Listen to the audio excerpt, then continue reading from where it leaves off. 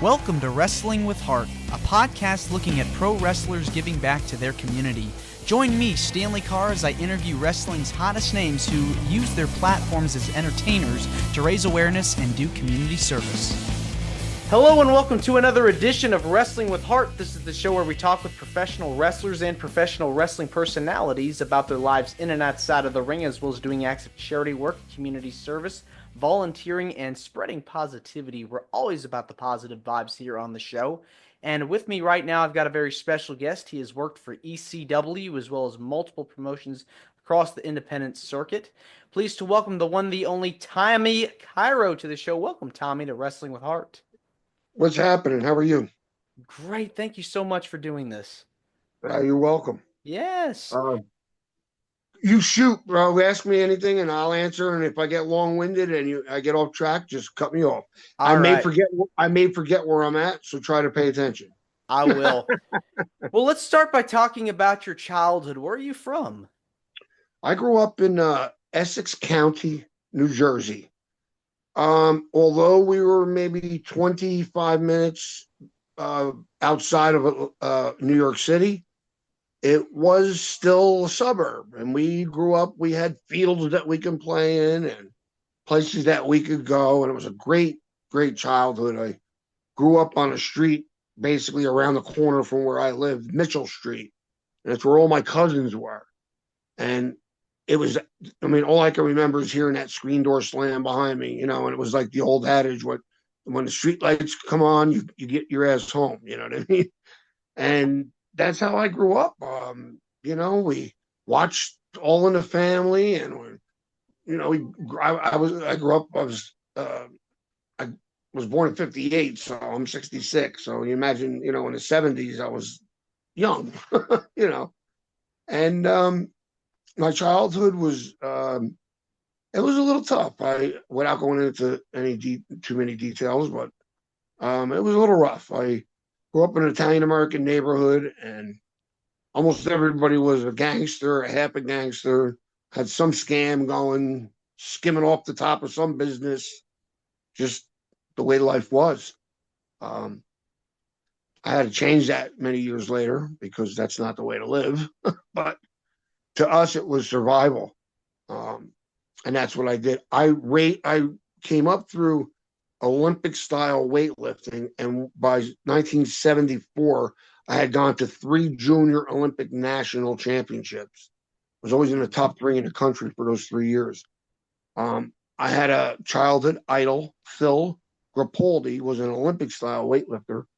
And he was a champion. And he was actually, I believe, spanning 12 years, 3 Olympics as a weightlifter. And he was our idol. And we had a gym that we didn't have to pay for. It was under the bleachers, the concrete bleachers of the stadium, high school stadium. Underneath, there were, workout areas, but it's one specific area where we trained with the weights. And that's where we came up. And in my town, you lifted weights at one time or another. There was just no two ways about it. And I like to say where boys became men, really, in that place. That's really the truth. And then after I got a little tired of the Olympic weightlifting because I would kind of liked bodybuilding, and I would read the magazines that my father would get, and I was more leaning towards wanting to be a bodybuilder. So long story short, I entered the Mr. New Jersey for the first time in 1983 in my 3rd competition ever and won the middleweight class of the 1983 Mr. New Jersey Bodybuilding Championships. Thank you. And then I went on and on. Mr. America finals. I went to Pan Am Games in bodybuilding of Acapulco. And then I broke into the wrestling business in 1986. Basically, I've been a fan, and I'd known people in the business. It was an old-time jobber, Tony Colon, Johnny Rods, who I'm sure you know who he is. Mm-hmm. I knew all these people, and I met Gary Capetta, the ring announcer for WWF and also WCW. at my high school when I was a kid, and he used to let us get in the back door. He knew I was a fan, and by the time I broke in, they all knew me as that. They used to be that skinny kid, and here he is. So I was like, I was welcome. I've been in and out of locker rooms way before I was a worker. So it was an easy transition for me. I got trained by Rocco Rock, that's Ted Petty from Public Enemy. Mm-hmm. I was trained also by Bobby Bold Eagle, who was an international star way before it was even in, traveling everywhere in the world. South America, you name it, Japan, England. And, that's really all I ever wanted to do before I even knew that I might have a chance at doing it. I had already become a physical specimen through the weightlifting. And when I showed up at a local show, like the promoters were like, "Oh, who the hell is this guy?" Because nobody. If I was on a boardwalk in major shore town for 8 hours, you might see one other guy go by that looked the way I looked. I just, when you're 5'9", 240 pounds, Yeah, not fat. you're huge, you know. Yeah, I And, had to be. I mm-hmm. had to be. Yeah, I guess it's fair to say, getting into weightlifting and athletics was provided that escape for you from all the negativity that you were around during your childhood and Yeah, early years. I'm alive on spite. You know what I'm saying? Hmm. Like everything I ever aspired to do, I mentioned to some close people, and nobody ever said, "Oh yeah," until they saw that when you said, "Well, how are you going to do that?" I did it. It's all done. It's all already done. I did it all. Now, it might not have been the best motivation to do it behind spite, but I got the job done. And I have a reputation in the business that I always tried to help guys. I never put myself ahead of somebody. If they deserve to be there, they're there. It's just that I tried so hard to always leave it all in the ring, and I always did. I'm beat up, beat down. I got a cage, 2 bars, 2 replaced discs in my back. I got a new hip on the left, an old hip on the right replaced. I got one leg, and here I am. And you Yeah, know what? you're a Here's survivor. you know what I am? I'm Iron Man. That's what I am. Everybody that knows me says, you like when I was really having a hard time, when I was depressed, I had a couple of people who knew me and said, you're the Iron Man. What are you doing? Like you got us through everything. You're always strong. We look to you. You can't fall. You got to come on. And I've been through depression. I beat diabetes, depression, and drug addiction. I have a story to tell that is just ridiculous. But by the grace of God, I'm here. Here I am. I got this. You see this? You know what that is? Mm-hmm. That's the old Ever Ready battery logo. It's a cat with 9 lives. You know Mm. why? Because I'm just a cat with 9 lives. That's all I am. I'm just some dude with 9 lives that pushed the limit and everything he did. And And you're still standing with us today. And yeah, I want to talk about, you'd mentioned you were always a wrestling fan growing up. You broke in the business, new people. What was it about wrestling at a young age that you were mesmerized by and just I'll fascinated give you with? I'll give you one name, Bruno Sammartino. Hmm. Now picture this: they never reran those original WWF tapes. So if you saw something, you weren't likely to ever see it again. And if you didn't see it when it happened, you weren't going to see it. It happened during those tapings, and those tapings were never replayed ever anywhere. You might be able to find them now on YouTube, but here's what happened. Bruno Sammartino, of course, was the champion at the time. He had a kayfabe cousin who was actually Tony Parisi that they called Antonio Pugliese as Bruno's cousin. So big match they've been talking about for weeks. Baron Miguel Cicluna and King Curtis against Bruno Sammartino and his cousin Antonio Pugliese. So we're waiting. This is the week. And now time for the big match. And, so they announce King Curtis, Baron Cicluna.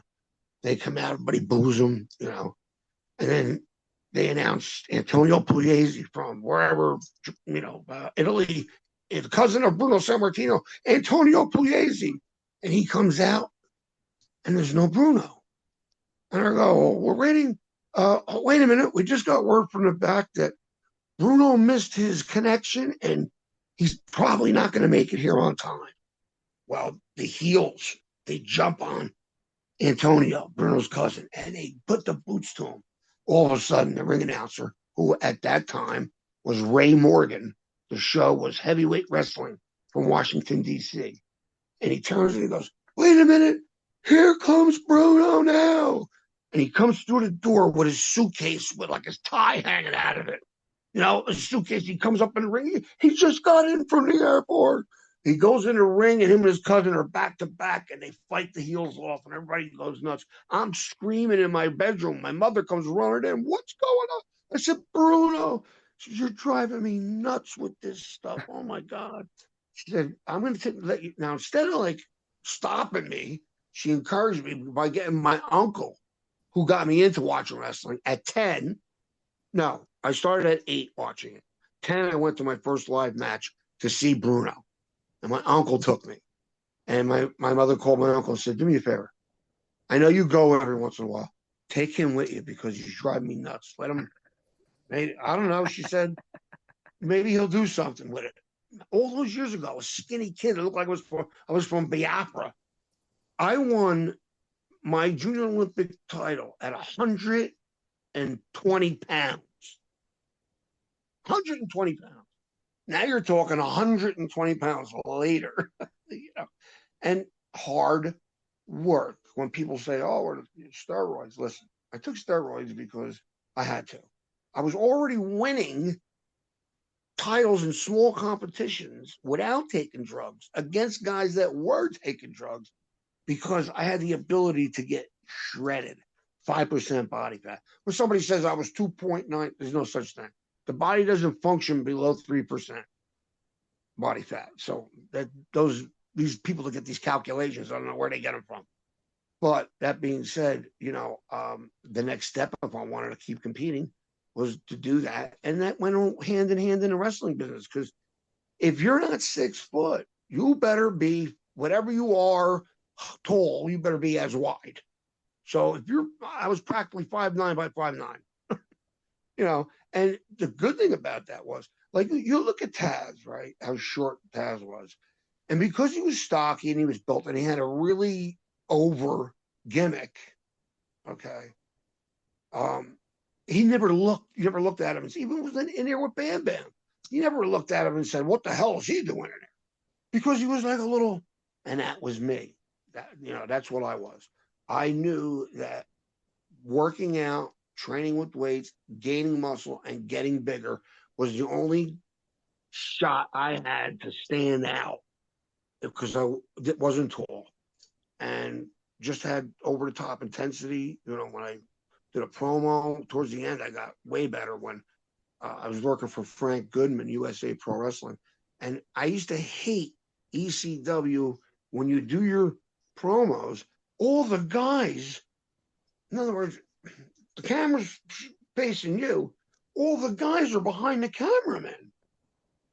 And you're trying to get it, it's late, it's 1 a.m, you're trying to get, 1, 2 takes, and everybody starts moaning. If it's not, you don't like it, you want to do it again.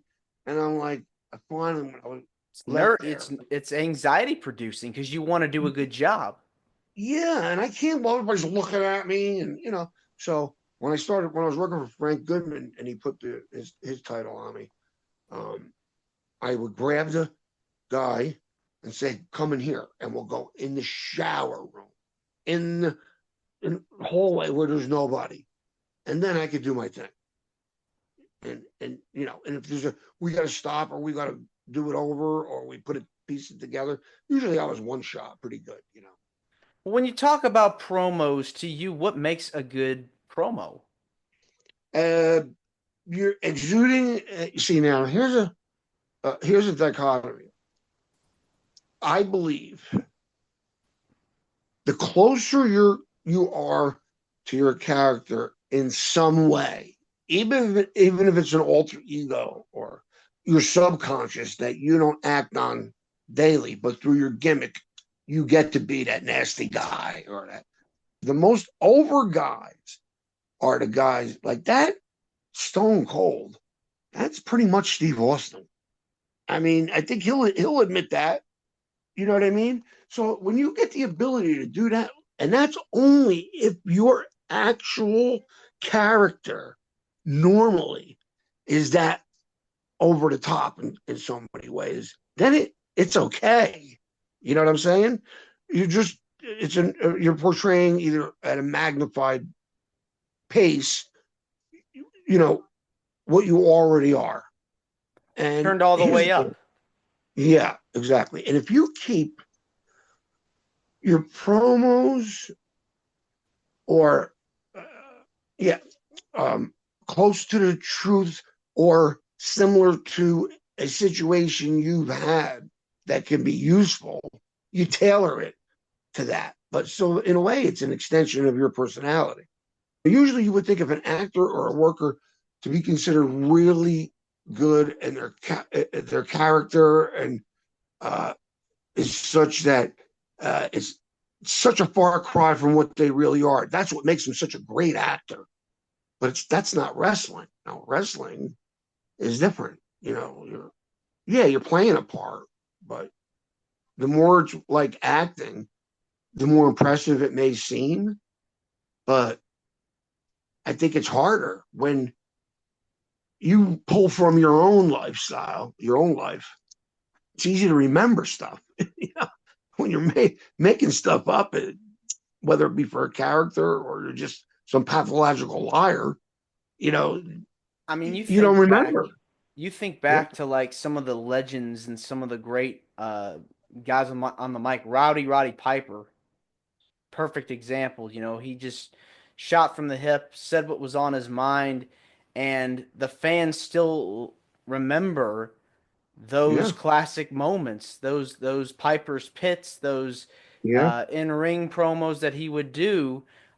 Still to this day, people will remember those because of how yeah. good he was. Because that was him pretty much. Again, you're like, let's pick the top 10 guys. All right. Look at Ric Flair. Tell me his character is not him. His whole character is him. That's that's who he is. There's no difference between the Ric Flair in the ring and the Ric Flair outside the ring. I mean, I think that's to his detriment. I think he looks ridiculous and foolish, and I mean, I could never see myself put myself out there like that. He should be retired. I think he's been living this lifestyle so long that he has no choice. That's what he does, And I have a friend.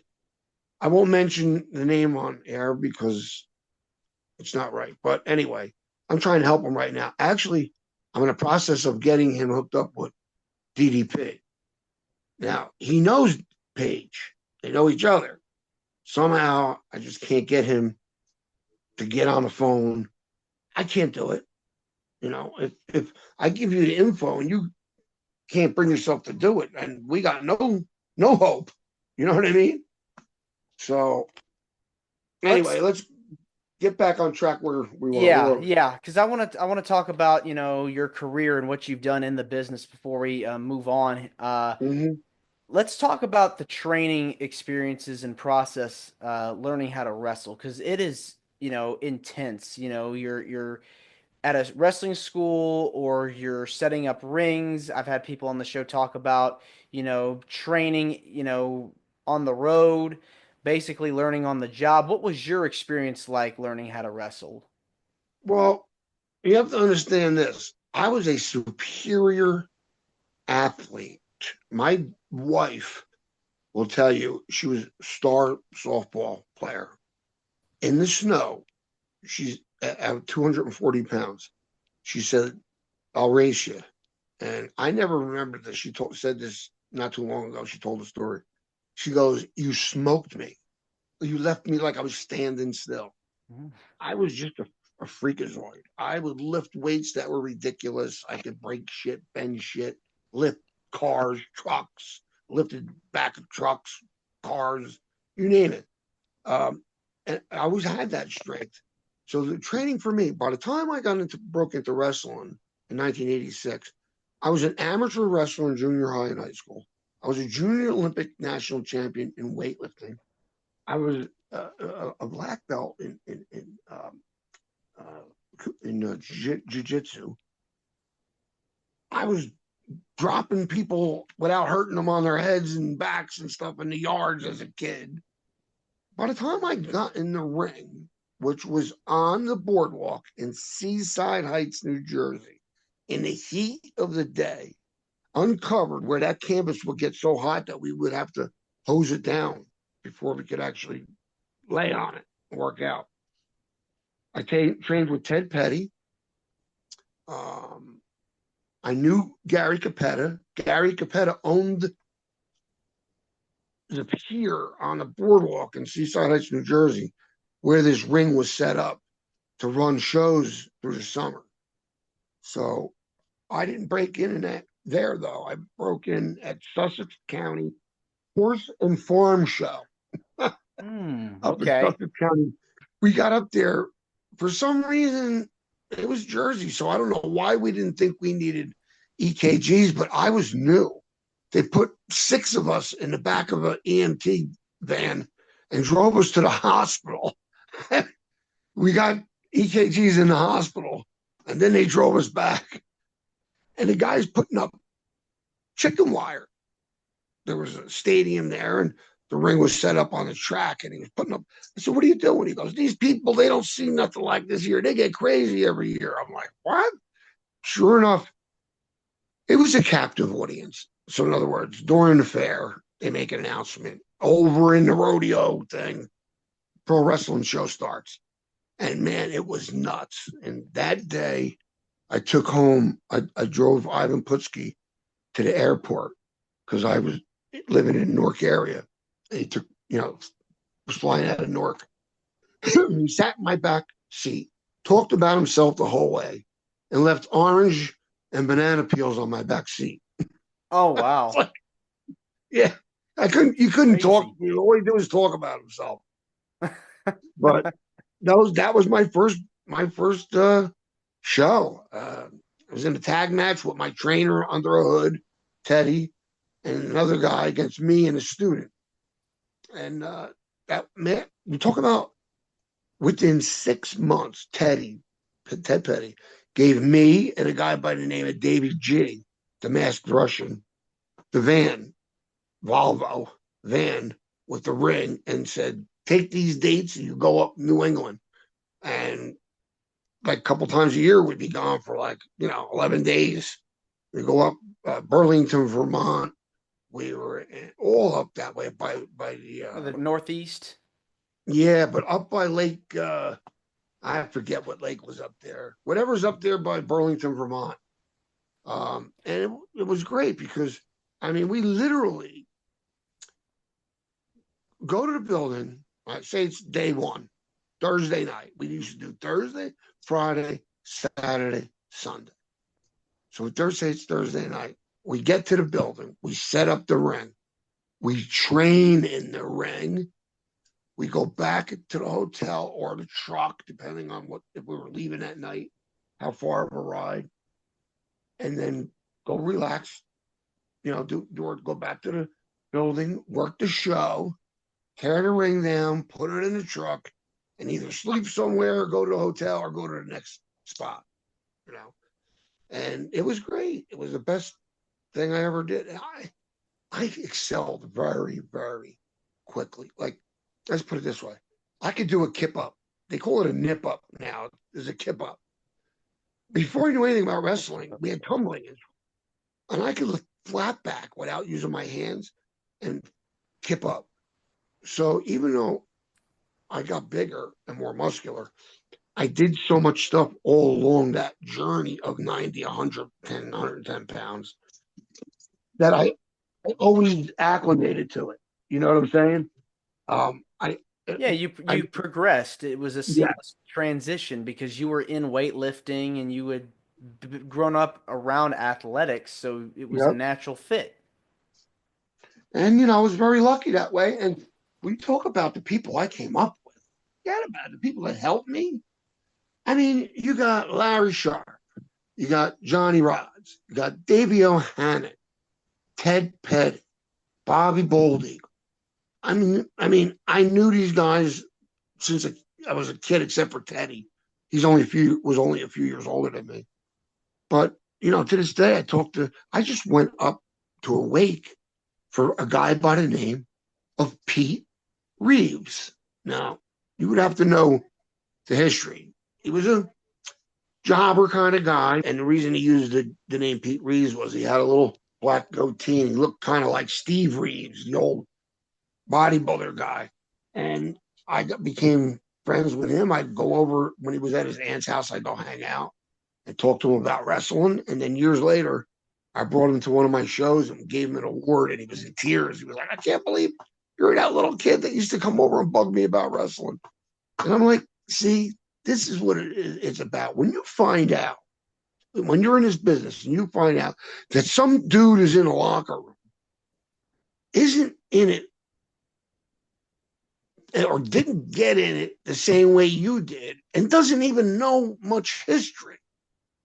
And you could throw a big name that he should know out there and he wouldn't know." And I'm like, "Why are you doing this?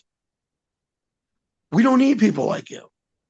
If it's not in your heart, you don't love it, you didn't, you don't get into wrestling at 30, 25, 30 years old if you weren't a fan? How does that happen? Those are the guys who don't make it." You know what I'm saying? Because I think you have to know about it. You have to want to know about it. I have a book upstairs, 1930s Alabama, 1930s, Mm. telling you all the matches that were recorded and who was the promoter. And it just grew from there. And I enjoy that. I don't care. I'm not going to win I probably could win a trivia or, historical questions, but it's not the point. The point is, you should be well versed in every way you can if you're doing this, you're trying to make a living at it. Yeah, I mean, it seems like you're very passionate about the business. And who are some of the people you've gotten to share the ring with, be in the ring with over the years that you enjoyed Wow. working with? Superfly Snuka, Iron Sheik. Iron Sheik, I loved Iron Sheik. We're all up to work with him. Don Morocco, Eddie Gilbert. The list goes on and on. I mean, it really is I have to look around. The Pitbulls, Public Enemy. I'm looking around my room. There's everybody's a bunch of people. Curtis Hughes was great. I used to love to work with Curtis. I liked working with Sandman. I really did. Manny Fernandez and I, we battled for years because you know what? Everybody was afraid to work with Manny because if a promoter brought Manny in, a lot of times they might have brought him in to make their guy look good, which means Manny's putting the guy over. If Manny has to put the guy over and he tests him in the first few minutes in the match and this kid ain't worthy, the kid ain't getting put over, or he's going to get hurt first, or at least stretched to the max. And I appreciate that. And they said, Cousin Luke, remember Cousin Luke from the Mm-hmm. Hillbillies? He Yeah, said, Bushwhackers, right? no, Cousin Luke from the Hillbillies. Oh, okay. All right. So he said when he ran his shows, that's the only thing I could do if I had Cairo. If I had Manny, I had to have Cairo. If I had Cairo, I had to have Manny. Because I really couldn't put them with anybody else because we wouldn't get the best match. And it became, after a while, everybody just associated me with Manny, and working with me was going to be just as tough. So one time, Manny goes like this, shh, and the kid's over in the next locker area. He goes, "Did you see that guy, Cairo? He built like a fucking man. He works with Manny every show." He goes, they beat the shit. Did you see their match? They goes, I ain't never gonna work with those guys. Man, I go like this to man, I go watch. I go around like I just came out of nowhere and I got a piece of paper by me. I said, hey guys, there's been a couple changes tonight. You're working me and you're working Manny. The kid was like, what? I was like, nah, bro, I'm only kidding. He goes, oh, I said, why? You don't want to work with me? He goes, no, it's not that. I go, no, it's all right. I understand. But that became my calling card. I worked with Big Dick Dudley from the Dudleys. I mean, working with him is like, we're just going to break the place apart. We're going to break everything. And that was my role. Almost most of my career was, along with the moonsaults and 10 kinds of suplexes, was Cousin Luke, in that ever-present gym teacher's locker, office. Come on in, guys, me and Manny. Move a little furniture. And I don't know if you know that term, but moving furniture is break the place apart, move some shit around, don't hurt nobody. Because he knew we could do that, And that was our role. We were the furniture movers. And if we're doing it, nobody else is doing it. Not like today, the first match, they're grabbing chairs and tables. You got to know your role, man. It's either you're a curtain jerker, you're a popcorn, or you're semi, or you're main. And everything in between has to be a graduation, Yeah, it's a process. You're moving up the ladder, moving up the card, so to speak, and it takes years to get to that level. But you've had, so many years where you've been able to wrestle so many guys in different places on the card. So you've had some experience. Yeah, and I was lucky that they said right off the bat, put this kid, put him up there right off the bat. I was like, maybe I went in a couple shows where I was like in a battle royal and maybe, didn't have a big role, but that was very early and very far and few between. I was very lucky.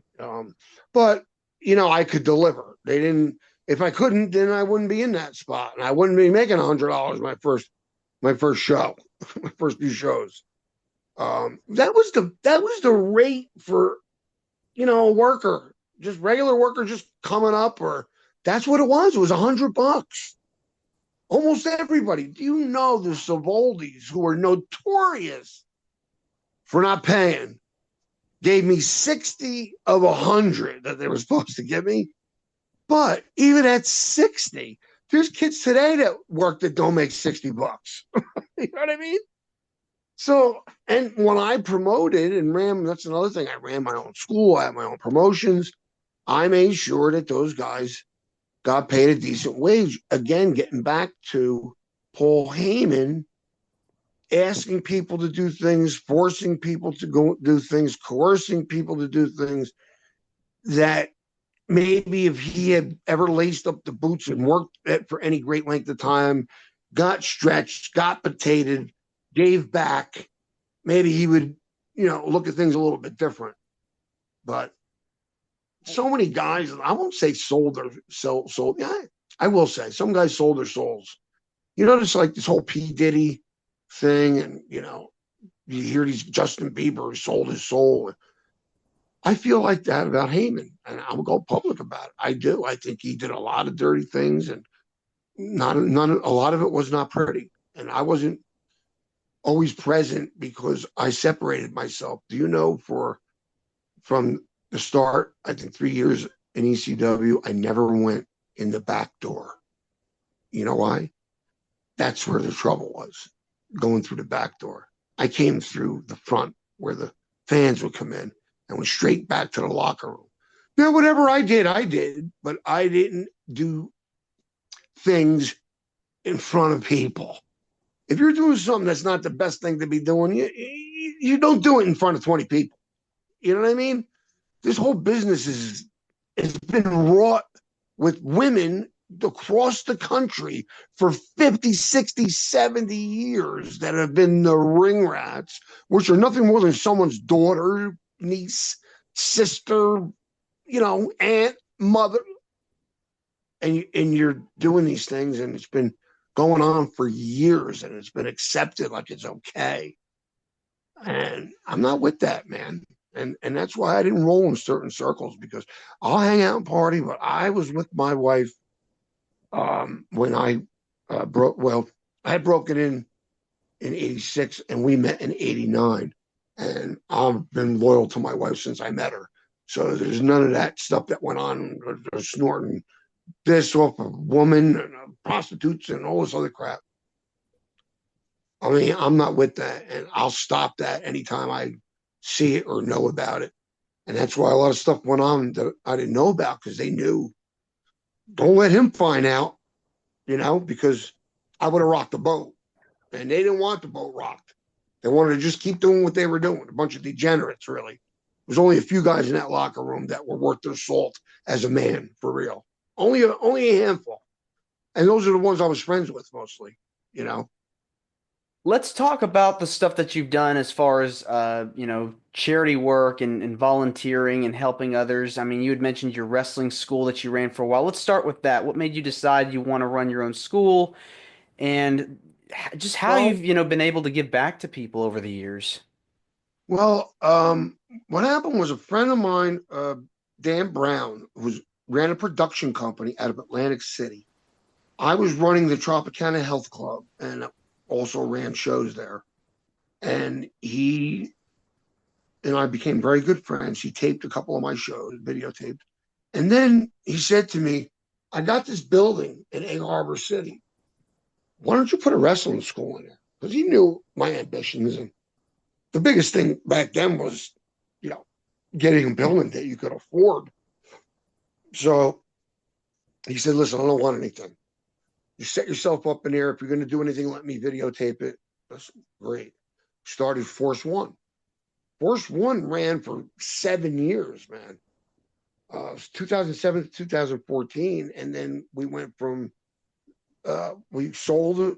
Well, we stopped running the school. The problem I ran into, I was running the school and running a promotion. And really, the school was paying for everything.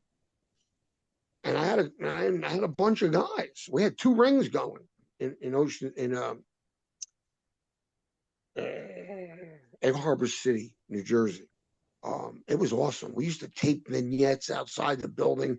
We went up into the cemetery that was close by, taped some stuff, and it was great. It was great, and everybody used to come down. We had Balls Mahoney was down there. Superfly Jimmy Snuka was down there. Chris Candido and his brother Johnny Equalizer, you name it, over the years. And that was the hard part, because I think the promotion it's like a money pit, because but I did do this, came up with things that nobody had done before. The 2-sided vinyl lawn signs, pro wrestling. Nobody did that. And I started putting them up on the circles, and tie wrapping them to signs so they wouldn't get taken down so easily, and replenishing them when I would go by and they were down. Or maybe the landscapers came, they cut the tie wraps so they could weed whack around the signs. You got to put them back up. They're $8 a piece. You're tending them. You're like they're your children. I did things like walk in and out of mom and pop business and pre-sell tickets on the premise that you could be used for, marketing purposes. First 100-person, 10th person in the store today gets 2 tickets. So they'll give you money up front. And then it does 2 things. It gets people in the building, and it gets me some seed money in the beginning to get the posters and buy more and get the tickets done, get the chairs, the rental, whatever, the ring rental. So, we did that for a bunch of years. I started in 2000 with Outlaws Wrestling. Then we went for 2 years. And then in 2007, we opened Force One Pro Wrestling. We rocked the Eastern Seaboard indie scene. We were the place to go and the place to be. Then we morphed into Coastal, and we ran a couple different buildings regularly. And then I pulled out in I think it's probably 2014. But you can go on YouTube and look up Force One Pro Wrestling, look up Coastal Pro Wrestling, and you'll see, all our stuff. That's all our stuff. Um, so I mean, I've done it all, man. I've been out putting. Listen, I raised $1,000 in sponsorship money with a walker after I had hip surgery, going up and down the sides of highways and putting friggin' signs out. So Yeah, I mean I know what you've you got to you, get out there. yeah, you do. And you know, you've earlier we were talking about, you know, you've helped so many people over the years outside of the business as well. Let's talk about that, you know, what Well, made real you, quick, what I want to tell you is the whole time we had the building with the school and we were running shows, we must have had 30 local kids come through there that did everything from sweep the floor. We got them in the ring and let them move around and fool around a little bit. They were kids that were lost in the neighborhood. That were, while we were there, we were a safe haven. I would have 8, 10 kids hanging out, you know, and it was great. I loved it. They were like my little kids, you know. And even to this day, people are so appreciative. And I feel bad a lot of times. I don't remember everybody because there were so many people that were affiliated with us while we did that. And our hearts were always with the kids. You know what we took?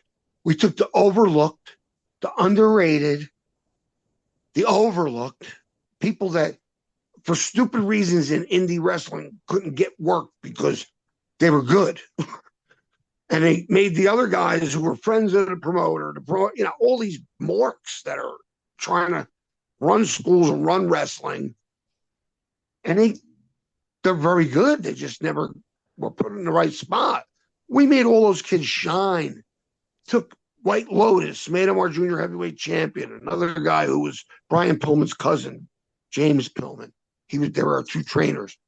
Both of them were trained by Les Morgan, who is Heidi Lee Morgan was a pro wrestler, a female, very prominent in the 80s. That's her father that trained them. And he trained guys for Vince's father back in the wow, 60s. wow. So the lineage, you know, and that's what I tell anybody that trained under me.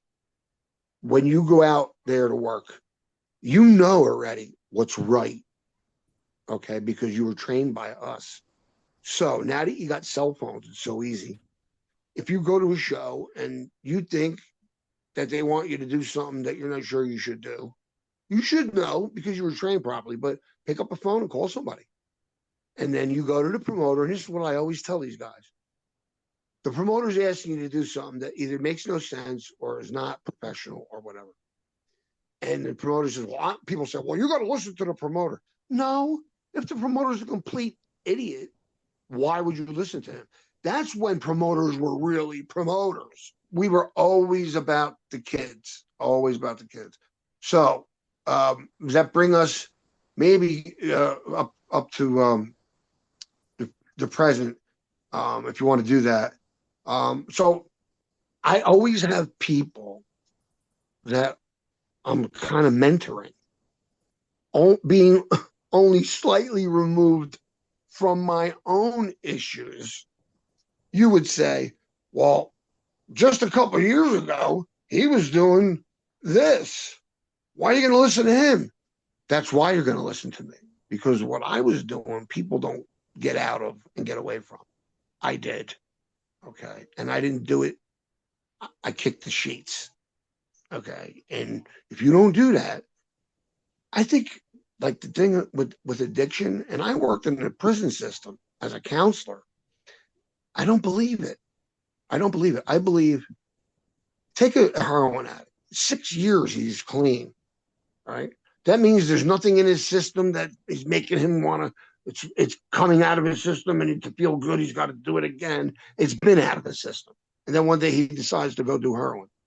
Oh, it's the disease of addiction. No, you had a choice and you made it. That's the reality of it. That's why I can help people now because I'm so only 2 years removed. But you have to look at what I'm 2 years removed from. At an age of 66, one legged, heart, this, that, bing, boom, and I'm still here.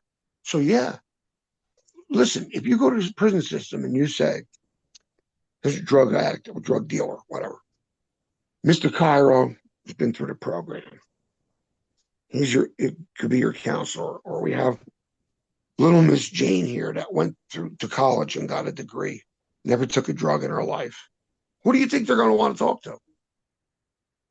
To say to the girl, what are you going to tell me? Oh, don't do it. How do you know not to do it? Did you ever have that shit in your system? Do you know how hard it is? The books don't tell you that. Okay, I'm not listening to the. I'm going to listen to get me somebody that I can relate to that's done it. Now, I have two friends in my circle, one from the business, one not. They're my ride or die, both of them. They're still tied up. And I get offered, even though they know that that's not the right thing to do. They do it anyway because they know I'm a man. And I think they want to test to see, is he still doing the right thing? Yeah, I am. So now you have an example. You can say, look, he ran with us. He ain't running with us no more. I could do that. Maybe I could do it. If he did it, I should be able to do it.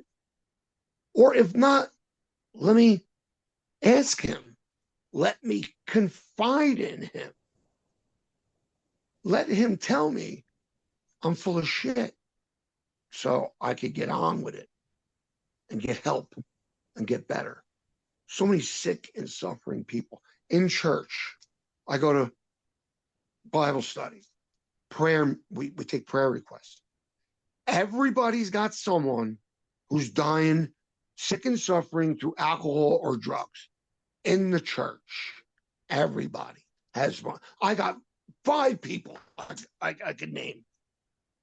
5 people who need help now. One of them is my age. How he hasn't run out of time yet is beyond me. It's he got up at 7:50 last night. And then he calls me. He don't call me until 5 in the morning. I'm like, I'm sleeping. I want to help you, but it's been 3 days and I gave you DDP's number and you still haven't called him. I can't make you do that. I can't. And maybe I would have to say to him, you have to start weaning that stuff out of your system. Now, how do you take a guy that's been doing for 30, way over 30 years, taking sleeping pills, taking painkillers, and drinking alcohol? You'd think without help, he's going to listen and say, all right, well, cut the volumes in half, then take one every other day, then do the same thing with the painkiller. No, he can't do that. There's no way he could do that. You're not going to do that. The only way you're going to do it is if somebody takes you with them and clean out your shit, your bags, and keep an eye on you and make sure that, and as soon as you look like you're high or we know you're high and we test you, you're on probation now. And the next time you're gone and now you're on your own because there's rules. If you're not going to follow them, you're not going to make it. So my model would be the tough love.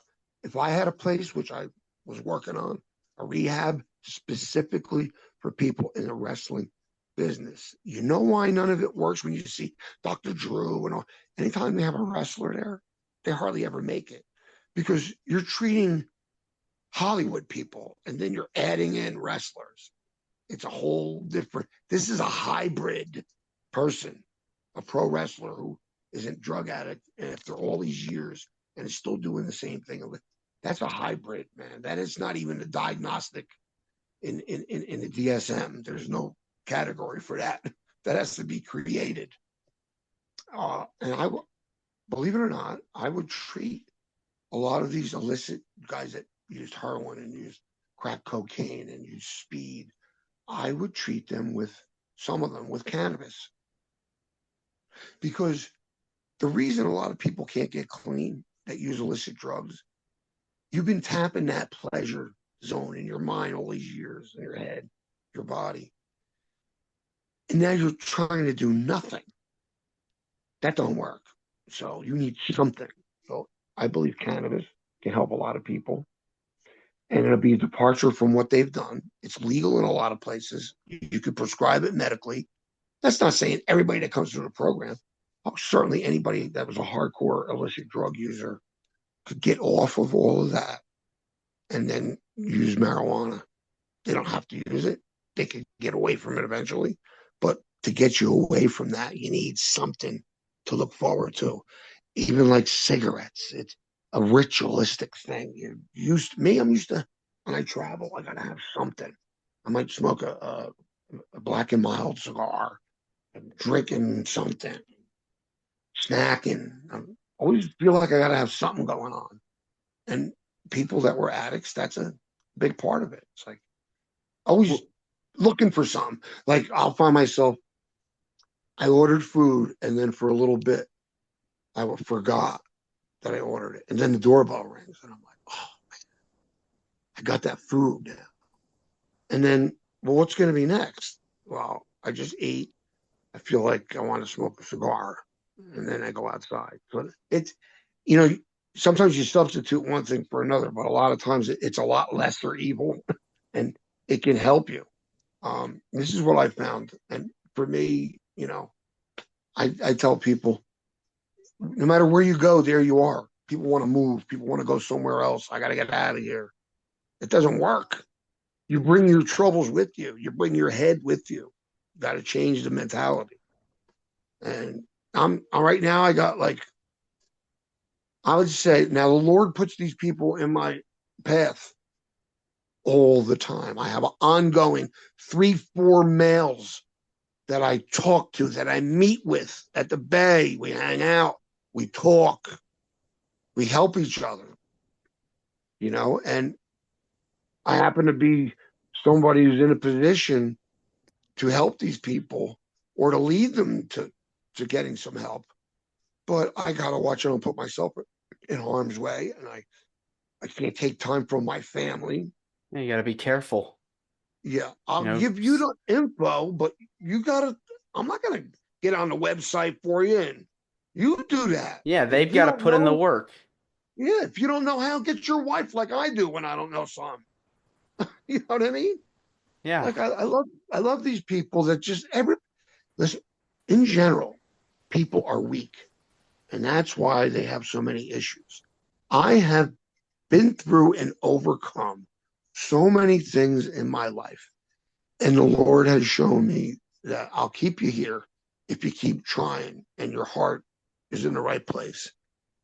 And that's what I do. And if here's the difference. I don't get too crazy if I can't help the person and something happens to them. I don't take ownership of that. Okay. I just had a kid last year, Billy Real. I know him since he's 15. And I talked to him 23 hours before he OD'd, which we don't know if it was accidental or on purpose. He could have got a bad bag. He could have done it on purpose. We don't know. But I've seen it, and it's happened to me too many times. And even with this one guy now that I know for so many years, it's been occupying my mind. And I'm like, I got to do something for this guy. Yeah, so what I decided I was going to take him to my place in Virginia and make sure he's got nothing on him and get him through 5 days of feeling like shit and be there for him. But then a good friend of mine said, that's not your place to do that. He said, so I decided to call DDP. And that's what they're in the process of setting up now. I hope. I sent them another message today. Call DDP today. I don't know what else I can do. Yeah. Well, we hopefully, your friend is able to get the help he needs with your guidance, and hopefully with his guidance as well, we can, he's in good spirits and good health. That's all we can wish for. So I want to say real quick, Tommy, thank you so much for coming on to Wrestling with Heart. It means a lot to me and to my listeners and to my viewers. Where can people find more about you on social media or how they can reach you? I'm on Facebook. I respond to friend requests if I see somebody I got similar friends and they're in the business or around the business or for any reason. But other than that, I don't go crazy with a lot of that. Like I said, I'm on Facebook. I don't do Twitter. I don't do any of that other stuff. Okay. And if I'm easy to get a hold of. So if you want to, go into anything else we didn't go into at any point in time, you let me know. I'd be glad to do it. Yeah. As you can Do see, you don't have to worry about me talking. no. We'll do a part two. Again, thank you so much, and you're more than welcome to You're come welcome. back. All right, thanks again. You're welcome. Take care. This is Wrestling with Heart. I hope you found this podcast to be informative and entertaining. If you did, please hit the subscribe button and look out for the next edition.